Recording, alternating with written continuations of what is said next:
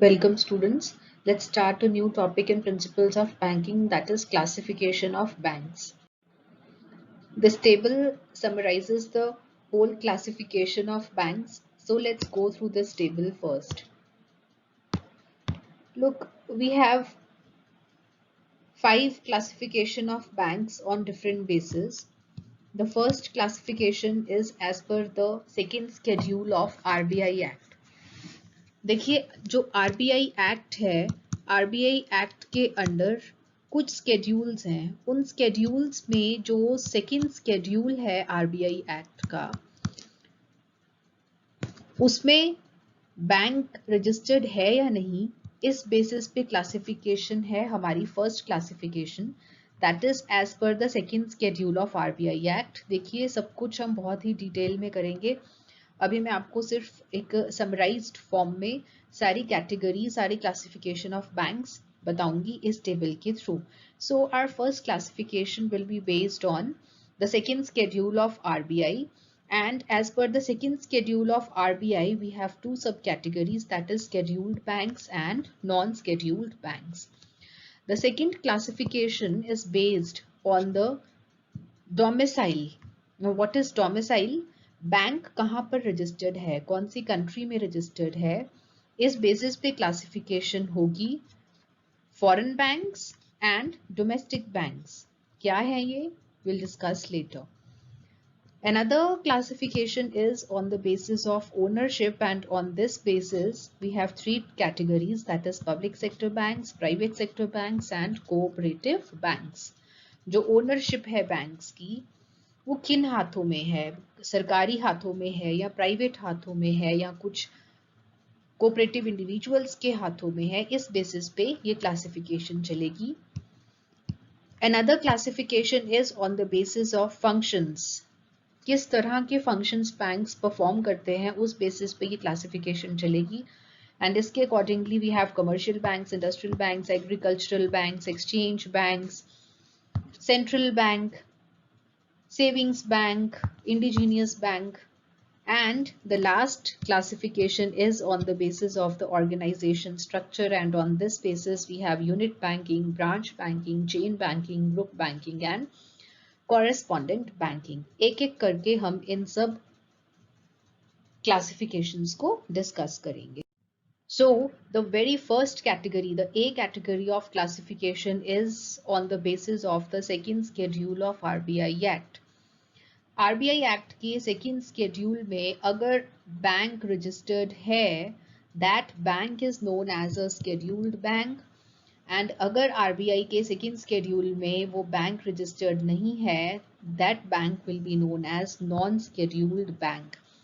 Scheduled bank is the bank which is registered in the second schedule of RBI act. Conditions क्या है? अगर कोई भी bank अपने आप को रजिस्टर करवाना चाहता है आरबीआई एक्ट के सेकेंड स्केड्यूल में, उसके लिए उसको कुछ कंडीशंस फुलफिल करनी पड़ेंगी. क्या कंडीशंस हैं? फर्स्ट ऑफ ऑल, जो बैंकर है वो बैंकिंग के बिजनेस में होना चाहिए.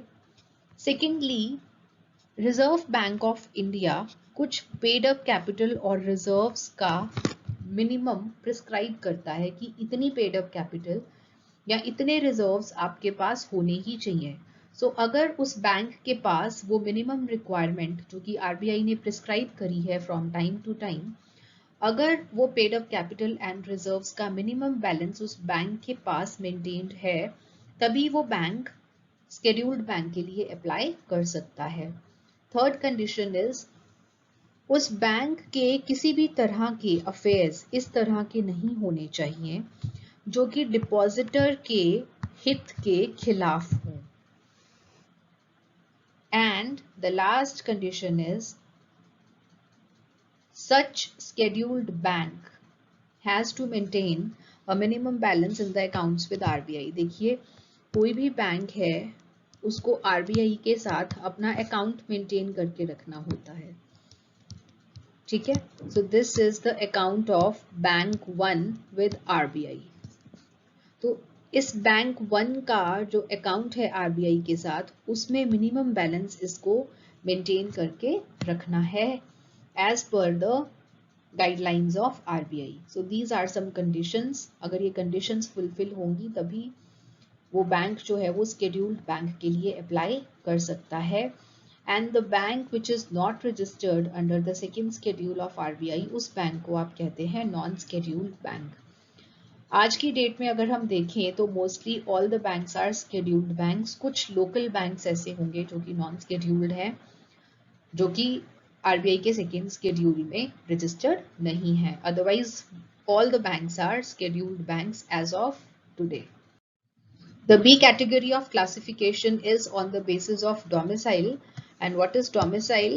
कौन सी कंट्री में जो बैंक है वो रजिस्टर्ड है, that is the domicile of that bank. For example, on the basis of the domicile we have two banks, domestic banks and foreign banks. Domestic banks क्या हैं, पहले हम ये कर लेते हैं. Domestic banks वो banks हैं जो कि इंडिया में ही रजिस्टर्ड हैं.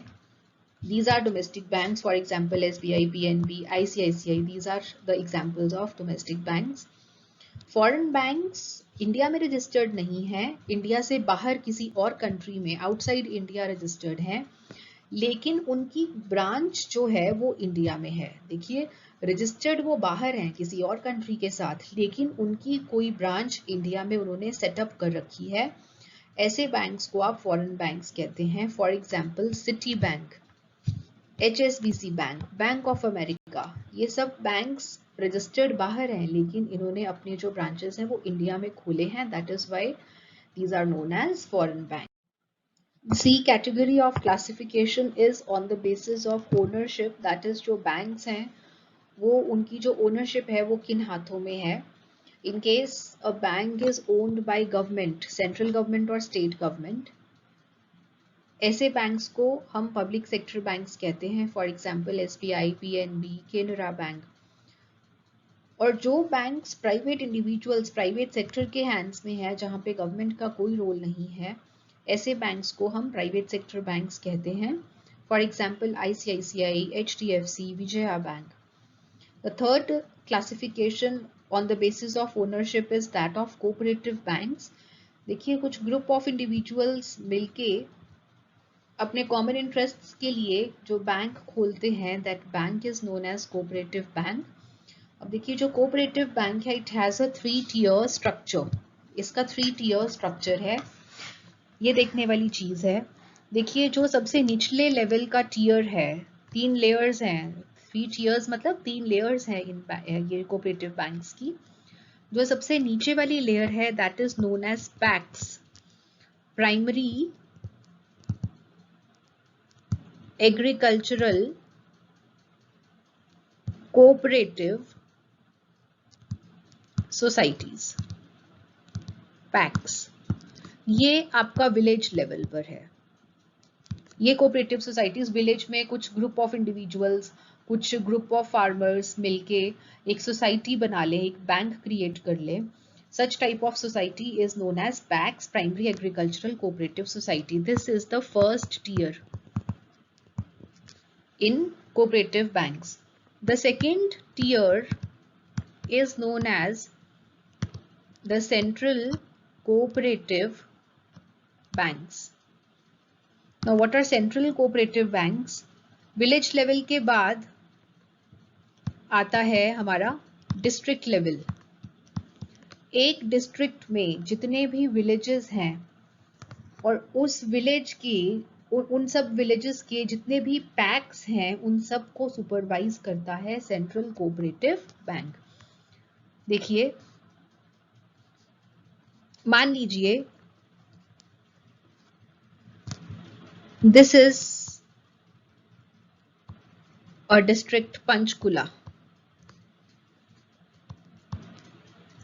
इस डिस्ट्रिक्ट के अंडर जितने भी विलेजेस हैं, मान लीजिए village A, B, C, D, E, इस विलेज का अपना पैक होगा, अपनी प्राइमरी एग्रीकल्चरल सोसाइटी होगी, इसकी अपनी एग्रीकल्चरल सोसाइटी होगी, इसकी अपनी और इसकी अपनी. तो इन सब पैक्स को सुपरवाइज कौन करेगा? पंचकुला का central cooperative bank. This is the second tier. The third tier is known as state cooperative bank, the highest tier, ये बनता है स्टेट लेवल पे। अब मान लीजिए हम बात करें हरियाणा स्टेट की, तो हरियाणा स्टेट के अंडर जितने भी डिस्ट्रिक्ट्स हैं उन सब डिस्ट्रिक्ट्स की सेंट्रल कोऑपरेटिव बैंक्स होंगे। तो इन सब डिस्ट्रिक्ट के सेंट्रल कोऑपरेटिव बैंक्स को सुपरवाइज करेंगी कौन? स्टेट कोऑपरेटिव बैंक इनको सुपरवाइज करेगा। So what is the crux? देखिए,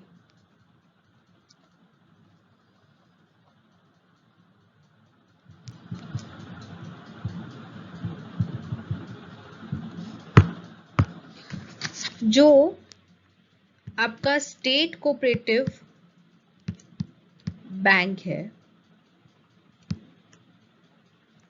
वो स्टेट लेवल पर है, वो हरियाणा स्टेट के जितने भी डिस्ट्रिक्ट्स हैं, district A B C D E F, जितने भी डिस्ट्रिक्ट्स हैं उन डिस्ट्रिक्ट्स में क्या होगा? उन डिस्ट्रिक्ट्स में सेंट्रल कोऑपरेटिव बैंक्स होंगे। तो उन डिस्ट्रिक्ट्स के सेंट्रल कोऑपरेटिव बैंक्स को सुपरवाइज कौन करेगा? State cooperative bank. और हर डिस्ट्रिक्ट के अंडर कुछ विलेजेस होंगे और हर विलेज का अपनी प्राइमरी एग्रीकल्चरल सोसाइटी होगी। इन सब प्राइमरी एग्रीकल्चरल सोसाइटीज को जो एक डिस्ट्रिक्ट के अंडर हैं उनको मैनेज कौन करता है? Central cooperative bank. Fine. So these are the three tiers of cooperative banks. The first one is the primary agricultural credit society. The second one is the central cooperative society, which is at district level. And the third one is the state cooperative bank, that is at a state level. So this is the basis of classification on the basis of ownership.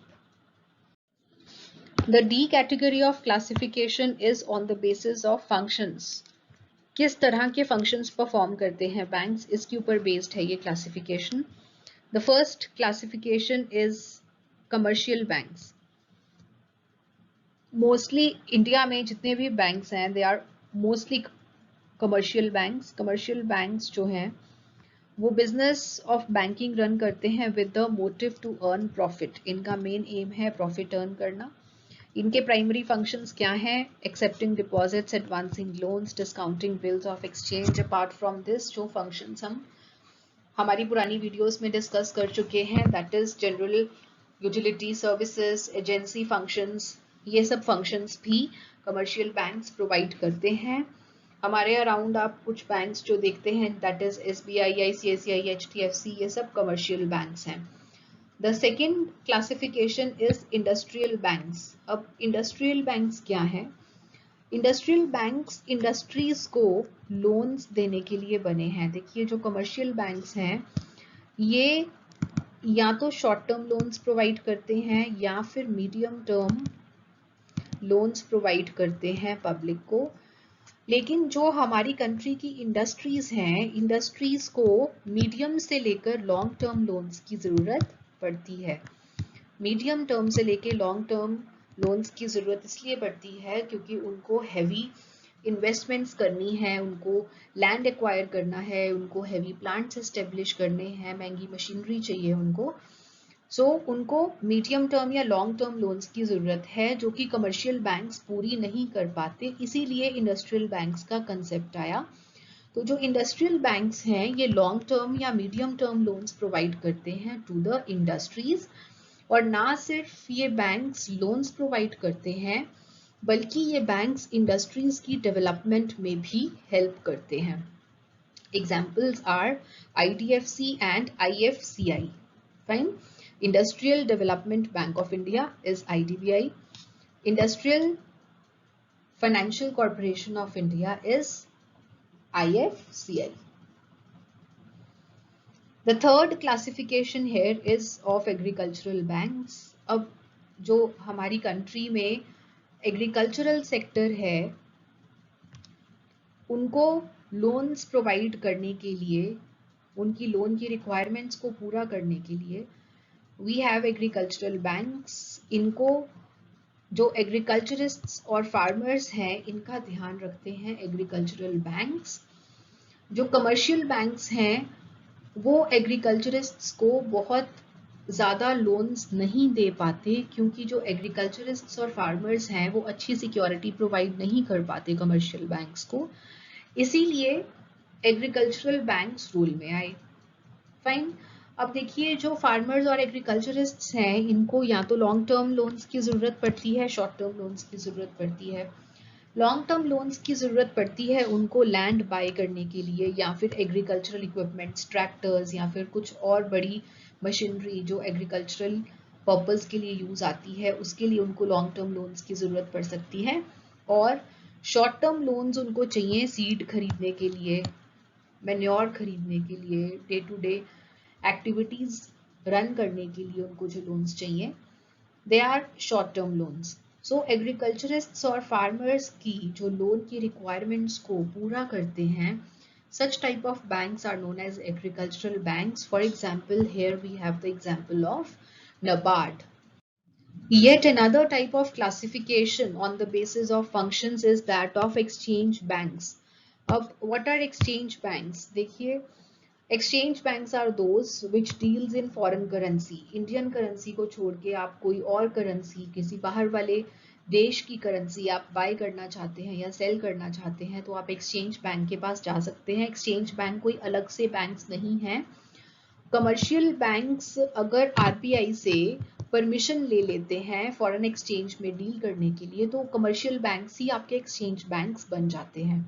सो हर वो commercial bank जिसके पास RBI के through permission है कि वो bank foreign exchange में deal कर सकता है, ऐसे बैंक को आप एक्सचेंज बैंक भी कहेंगे। मेन फंक्शंस क्या है एक्सचेंज बैंक के? एक तो ये फॉरेन ट्रेड के लिए फाइनेंसिंग देते हैं, फाइनेंसिंग देना मीन्स लोन्स प्रोवाइड करते हैं, और फॉरेन ट्रेड को ये फैसिलिटेट करते हैं, कुछ और सपोर्टिव सर्विसेज प्रोवाइड करते हैं फॉरेन ट्रेड के लिए। What are the services provided by the exchange banks? देखिए, फॉरेन बिल्स ऑफ एक्सचेंज को डिस्काउंट करना इनकी ड्यूटी है। फॉरेन रेमिटेंसेस, आप पैसा बाहर किसी कंट्री में भेजना चाहते हैं, फॉरेन रेमिटेंसेस आप एक्सचेंज बैंक के थ्रू करवा सकते हैं। आप गोल्ड एंड सिल्वर खरीदना चाहते हैं या बेचना चाहते हैं, एक्सचेंज बैंक के पास जा सकते हैं। लेटर ऑफ क्रेडिट इशू करवाना चाहते हैं, आप एक्सचेंज बैंक के पास जा सकते हैं। और इंटरनेशनल ट्रेड के लिए आपको किसी तरह का लोन चाहिए तो आप एक्सचेंज बैंक के पास जाएंगे। So this is what is the concept of exchange bank. And last classification here is of central bank. What is central bank? किसी भी कंट्री का जो सबसे एपेक्स इंस्टीट्यूशन है जो कि उस कंट्री के सारे बैंकिंग सिस्टम को सुपरवाइज करता है, such type of bank is known as central bank. So central bank is the apex bank of the banking system.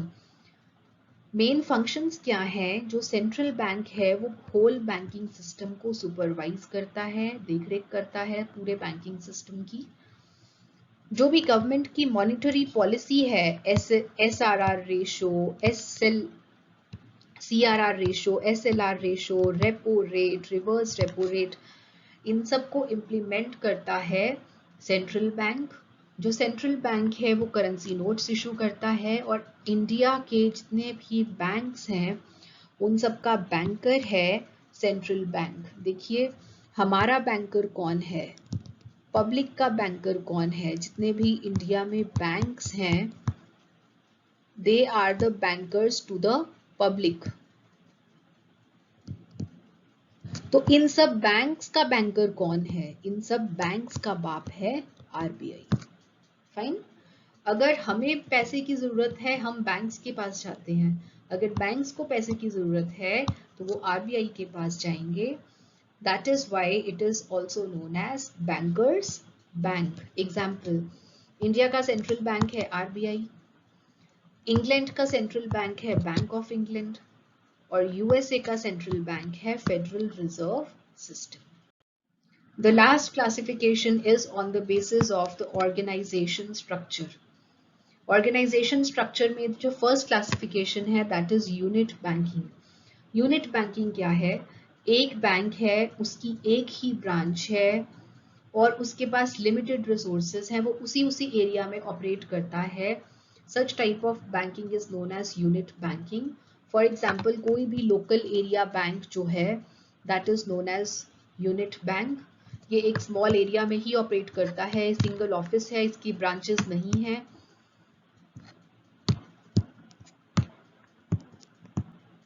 इसकी ब्रांचेस नहीं होती कहीं पर भी, उसी एरिया में ऑपरेट करता है। क्योंकि छोटे लेवल पे है तो इसके पास रिसोर्सेज भी लिमिटेड है and there is no branch office. Such type of bank is known as unit bank. Another type of banking is branch banking. This is the most popular system. India में जितने भी banks हैं वो इस concept के ऊपर function करते हैं, ब्रांच बैंकिंग के ऊपर। ये ब्रांच बैंकिंग में क्या है कि जो बैंक है वो अपना हेड ऑफिस ओपन करता है किसी बिग सिटी में और अलग इंडिया के अलग अलग और हिस्सों में और ऑल सिटीज में इसके ब्रांच ऑफिसेज होते हैं। जो ब्रांचेस हैं वो इसकी स्कैटर्ड होती हैं ऑल ओवर द कंट्री। एक जगह पे इसका हेड ऑफिस बन जाता है और जो ब्रांचेस हैं वो अलग अलग सिटीज में ये ओपन करता है। Such type of banking is known as branch banking. तो आज की डेट में अगर आप इंडिया में देखें तो ये सबसे ज्यादा चलने वाली बैंकिंग है, ब्रांच बैंकिंग। जैसे आप SBI देखिए, हेड ऑफिस एक जगह पे है, उसकी ब्रांचेस जो हैं वो आपको हर जगह पे मिलेंगी। HDFC की ब्रांचेस आपको हर जगह पे मिलेंगी। Another classification is chain banking. Now what is chain banking? जब एक ही इंडिविजुअल या एक ही ग्रुप ऑफ इंडिविजुअल्स दो या दो से अधिक बैंक्स को कंट्रोल करते हैं, such type of banking is known as chain banking. एक ही ग्रुप ऑफ इंडिविजुअल्स ने इस बैंक को भी कंट्रोल कर रखा है, इसको भी, इसको भी, इसको भी, इन चारों बैंक्स को कंट्रोल कर रखा है। Such type of banking is known as chain banking. Yet another classification is group banking. Now group banking में क्या है कि एक होल्डिंग कंपनी है, इस होल्डिंग कंपनी को आप पेरेंट कंपनी भी कहते हैं। इस होल्डिंग कंपनी के अंडर इसकी सिस्टर कंसर्न्स हैं, इसकी सब्सिडरी कंपनीज हैं, सब्सिडरी 1, सब्सिडरी 2, सब्सिडरी 3, सब्सिडरी 4। इस टाइप के स्ट्रक्चर को आप ग्रुप बैंकिंग कहते हैं, जिसमें कि जो कंपनी, जो होल्डिंग कंपनी है वो सब्सिडरी कंपनीज की जो मैनेजमेंट है उसको होल्ड करती है। Such type of banking is known age group banking. So this is all in classification of banks.